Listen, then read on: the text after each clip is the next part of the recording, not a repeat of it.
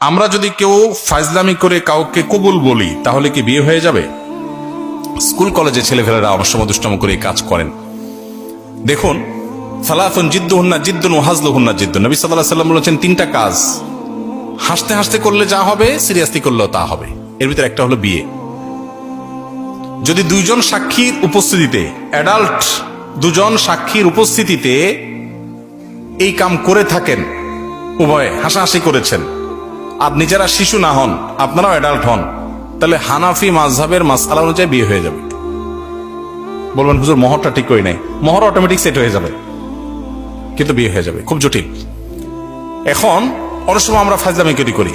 এখন কেউ নাটক সিনেমাতে অভিনয় করার জন্য করছে, সেটাও যদি দুজন সাক্ষীর সামনে করে, ওই ব্যাকল জানে না যদি আবিয়াত্তে হয়ে থাকে বিয়ে হয়ে যাবে, আর যদি বিবাহিত হয় তাহলে তার কোনো উপায় নেই। তো শরীয়তের এই মাসালাগুলো নিয়ে তামাশা করা যাবে না, এগুলো সিরিয়াস ইস্যু।